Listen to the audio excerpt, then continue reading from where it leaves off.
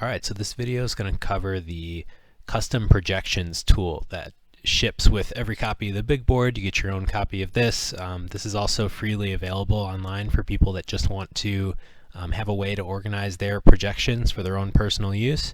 And this is really, I think, probably the most useful tool that I've made, because this allows you to mix together contributions from a bunch of different projection systems, which generally makes them a lot more accurate. You can see on the article on my site that I post every year, I kind of run through what is the best weighted combination of projection systems to use. And by default, I've got that set up here right now. So it's a mix of Steamer, Zips, ATC, and Razzball. And honestly, it's mostly Steamer and ATC, with the newcomer Razzball helping out on the pitching side in this year's version.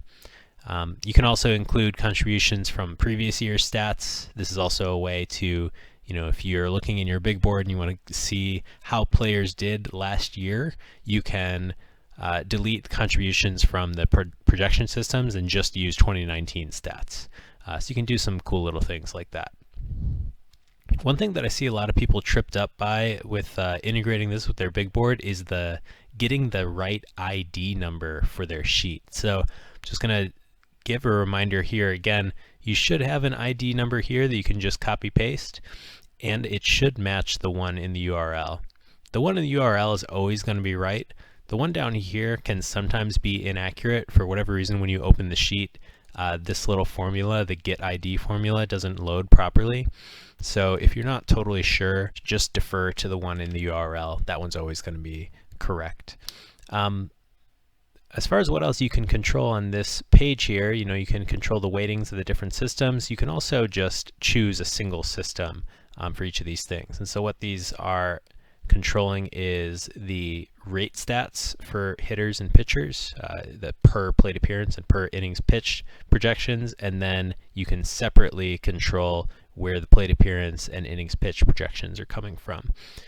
The ones that are individual systems are pretty straightforward, right? It's pulling, say straight from Steamer, straight from Zips, etc. The ones that are a little more complicated are custom and combo. So quickly, what custom does, it will default to whatever your combo you've defined over here is. But for players that you've entered a custom projection for in these custom sheets, so custom for hitters, custom for pitchers, it's going to override with this, right? So for instance, with Mike Trout here, I've decreased his plate appearances by a little bit down to 640. So it's going to use that projection. It's not going to average it with anything else. The rest of these values here I haven't changed, so it's defaulting to just the combo projection that I defined back there. If you use combo, on the other hand, it's only going to do these weighted projections. It's not going to use those custom projections unless you include them over here. So I could say, that I want to do a mix of the projection systems as well as the stuff that I've manually input, right? Something like that. But okay, we'll reset that back to normal. One other note on here for people that got the big board a little earlier in the preseason, I had been marking systems that hadn't come out yet with this red heading color, and I didn't make it so that that automatically updates when the new systems come out. So if you still got a red heading at this point in the preseason, this is now the first week of March, all these systems are out. Don't worry about it. If you've updated your projections recently, then they are in there. So you want to make sure to update your projections before you start doing any major draft prep. Keep in mind that they're not changing all that often as you're getting later in the preseason. Doing it, say, a couple times a week is probably the most that you have to do. They're not going to change within a single day, and the changes from day to day even are relatively minor. So you can see that this sheet was last updated on March 1st. It marks it right there whenever you've updated. It takes a little bit of time, right? Because it's going through and pulling in hundreds of players for each of these projection systems, and then it's recalculating that mix of systems as they get pulled in. So I'm gonna try this out and we'll see if this works. I'm gonna hit the update button here through this video and let that guy run while I continue to talk about things that the sheet can do. So I'm going to jump over to the custom sheets that I briefly alluded to there. On the custom sheet, for each player that you pull in, it'll pull up a projection for that player. So if you have Mike Trout, as I said, it pulls in his combo projection that was defined, and it shows it for every category. You know, you can feel free to update these as you wish, but if you're in a standard 5x5 league, the only things you really care about are the plate appearances, the at-bats, homers, runs, RBIs, steals, and average. Everything else is kind of just for your info. It'll also pull in the 2019 stats as a reference for you. This can be helpful just as kind of a guardrail, like if you start trying to do custom projections and you think this guy's going to be way better this year than he was last year, you want to have a quick reference for like, okay, what is reasonable? Like, what did he do last year? Just so you don't go too crazy with it. So you can see that the sheet ships with a fair amount of these custom projections. A lot of these are minor depth chart adjustments that I've made, guys that I think are going to get more or less playing time. But I've got a mix of things here. You know, I tend to be a little more aggressive with BABIP and an ISO progression for players that look like they've had a breakout, kind of a major change in approach. Oh, and it looks like the projection update has finished. So just so you know, that's about how long it takes. So those are the types of adjustments that I'm making here. And if you want to try your hand at that yourself, the tool that I use to do that is on my site here. These are the hitter projection tools and the pitcher projection tools. And I have an article that walks through kind of how to do a custom projection. But these are the tools that I use to do it, where you can sort of figure out how to come up with a reasonable projection by projecting BABIP and strikeout rate and walk rate, just things that kind of help you keep things in the realm of realistic possibilities. You can also make minor changes, like say you hear a guy's going to be hitting higher in the batting order than previously expected. So you can just take his existing projection, drop it in there, and then change the batting order and see how that changes the runs and the RBI outputs.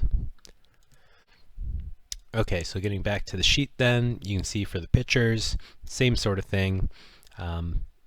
Basically the same process as it is for the hitter, so I won't go into more detail there. I've got a ton more custom projections for pitchers now than I did earlier in the preseason, because there's something really funky going on with the Fangraphs reliever projections this year. I'm not really sure why they're struggling so hard with especially guys that have been loogies in the past.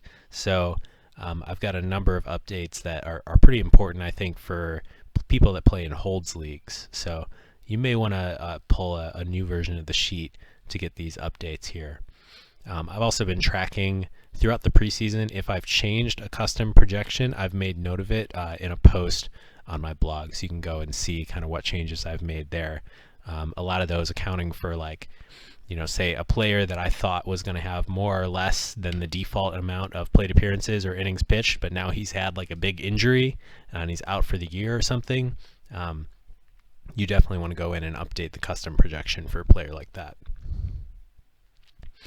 So once you've made all those adjustments and once you've set up your combo over here, it's going to create the projections and pull them all into these single sheets, the hitter projections sheets and the pitcher projections sheets. And so, you know, these ones are really for display purpose for you. But from the big board's perspective, these are the tabs that the big board is going to pull in order to bring these projections into the big board and turn them into player values. So just so you know, this is sort of like the end product is this list of players and projections on this tab here. You can also add players. So I mentioned this in the previous video. If you want to have a player valued in the big board, they need to have a projection. So if they're not part of the default player pool, you got to add them here and you got to create that projection. So you can add a bunch of them at once. We've got a list of, goes up to 100 here that you can add. So just start typing names in. When possible, It'd be great if the spellings can match the Fangraphs player names. It'll try to pull in any projections that do exist for you. But basically what you're trying to do here is add a player that, as far as the sheet knows, doesn't currently exist. So if you type the player in and you get a warning for that player does not exist, that's actually a good thing. Right, so we get like this little red arrow here, and if we click on this, it says invalid. That's fine. That's actually what you're looking for. If you try to type in a player that does exist but wasn't good enough basically to make the default list, then you won't get the red arrow. But if you type a player that does exist and he is in the default list, then he will get the arrow, something like that.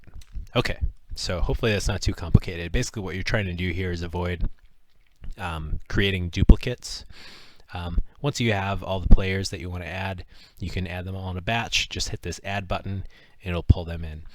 What that's going to do is it's going to create a new entry for our imaginary player at the bottom of the custom hitters list. So this is where you'd go and create that projection that you need to create. And then it will also add an entry for the player down at the bottom of the list, down here. So, for instance, right now, like Dylan Carlson, Brendan Rodgers, Wander Franco, Nate Lowe, these are the players that weren't in the default list, but I wanted to pull them in, and so here they are down here with their projections that I've added. Okay, so hopefully that's not too complicated. The custom projections tool is super powerful in what it does, but it's also a little bit complicated. So I'm doing my best to simplify things for you guys so that it's a little bit more plug and play, rather than you having to do spreadsheet magic on 100 different CSV files that you've downloaded from Fangraphs or whatever. The last thing is Pacoda. I didn't mention this at the start here, but it's written out here in some detail. Pacoda is a for subscription projection, and because of that, I don't have it automatically pull in. So if you want to use Pacoda, basically you can go into these tabs for Pacoda hitters and Pacoda pitchers, and just paste in the data here, and it will then use this data as it would any other projection system to average it with the other systems. If you read my evaluation of the projection systems for 2019 and really also for the past 3 years, Pacoda's not been doing so hot, so maybe it's not worth all the rigmarole of including them, but they're again trying to hype up their new additions for the 2020 version. So we'll see how that turns out for them.